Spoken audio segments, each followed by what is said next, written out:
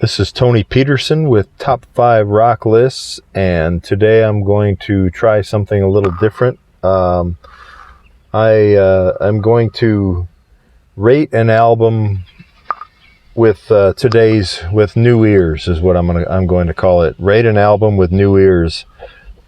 So I'm going to listen to an album that I listened to and enjoyed when I was younger, and just kind of break it down a little bit and see how I see what kind of a rating I give it today. Today I'm going to start with the album that was my favorite album when I was in high school, but I really don't listen to it often anymore. I just don't come back to it very often. It's a band that young people kind of make fun of now. Although one of their songs is played at, it's one of the top karaoke songs, and it's played at all the ball games and things like that. It's Journey Infinity, and the album came out in 78 or 79. I should have looked that up before I started. And that was my favorite album when I was in high school. I just wore that thing out.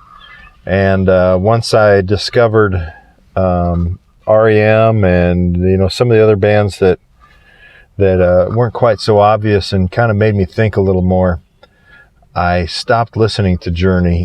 And I occasionally, will bring it out a couple times a year, one or two times a year maybe, and I always enjoy it, but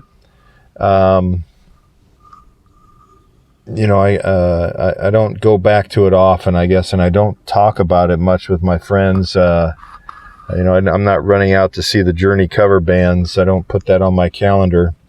Why, I don't know. It just they've kind of. I still like them. I just don't love them the way I did.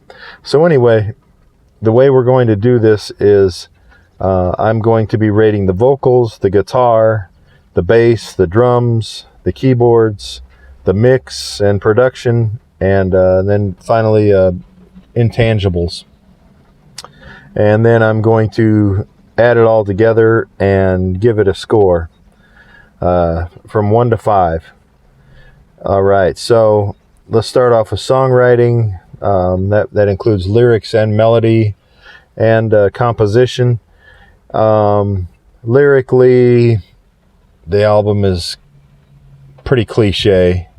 They're all a bunch of I love you, you're my love, I can't do without you, what would I do without you, you are my girl, you're it, other than maybe Wheel in the Sky. I think that one kind of makes you think a little bit. But otherwise, lyrically, it's not great. The melodies are not the type of melodies that you're going to go around humming later on very often. And compositions are pretty strong. But overall, I think for songwriting, I'm going to give it a 2 out of 5. Now let's go with vocals. Steve Perry and Gregg Rolie as a combination, I think, are fantastic. I think Steve Perry, his vocals are so strong and so powerful. And Gregg Rolie, I think, was a really good vocalist. And when he left the band, I think that vocally the band suffered. Their harmonies are really good together. With Anytime and, vocally, everything's really, really strung there, top notch. I'm giving the vocals a 5. Guitar, Neal Schon is, he also extremely powerful. His solos are soaring. I think one of the reasons why the melodies and compositions aren't great, they didn't really go for that. They kind of they were looking for you know, they were trying to do powerful vocals and powerful song or powerful guitar solos, and they could, you know, they had two of the best back in the 80s for that type of music. So Neal Schon, I'm going to give him a 4 out of 5. Really, really strong guitar work. The bass and the drums, I'm giving them each a 3. Serviceable, not memorable. Kind of get lost in the mix. The mix is set for kind of the high end. They got lost kind of in the mix. The bottom end kind of gets lost in the mix. So I'm going to give the bass and the drums a 3 each. The keyboards, I think Gregg Rolie is the best keyboard player they ever had, mainly because he plays that Hammond, that big Hammond organ that you know, that I'm a sucker for. I really like that. He doesn't play it often enough.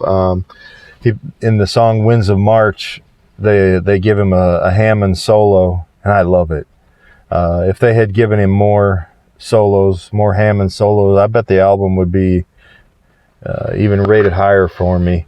But they didn't let him play a lot of Hammond. He does play a lot of, you know, piano and stuff like that. The new guy that replaced him, Jonathan Cain, would just kind of play the same notes over and over. He was more of a rhythm guy, and Gregg Rolie, melody and just kind of gives you some of that bottom end, adds a lot of bottom end. I'm a big fan of Gregg Rolie and his keyboard playing. I'm giving it a 3.5, and it's not higher just because I don't feel like they allowed him to shine the way they should have with that Hammond. The mix and the production, I think, is very solid, especially for the time back then. We love that high, you know, when they would bring the highs to the front and the top end to the front, and the bottom, you know, the bass and the guitar, or the bass and the drums would kind of be in the background. We loved that back then, and I still like it. It's very crisp, very clear. The clarity's fantastic. So mix-wise, I'm going to give that a 4.5. I think it's a great mix. The Intangibles, I give it a 3 because I feel like this is one of those albums that you know, can be enjoyed simultaneously by males and females. You know, I can remember back in the day when we would listen to it and put it on at a party. It was good to put on at a party, and the guys and the gals liked it equally as much. So Intangibles, I'm giving it a 3.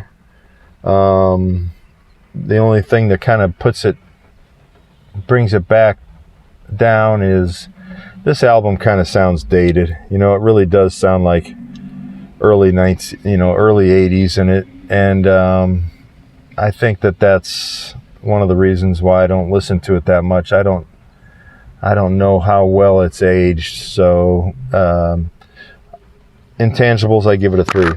So what I did was I added it all up and took an average, and the average came up just below 4. So I'm going to go ahead and move it up to a 4. So this album, out of 5 stars, this album still gets a 4 from me. I guess maybe I'll start listening to it more often. If you have any, if you'd like to have a conversation, you have any agreements, disagreements, whatever, put them in the comments, and go ahead and like this video and subscribe to our page. Subscribe, and I will be talking to you next time. I'm going to do more of these rating the albums with new ears. Maybe I'll throw 1 or 2 in a week, possibly. Who knows? This is Tony Peterson with Top 5 Rock Lists, signing out. Have a good day.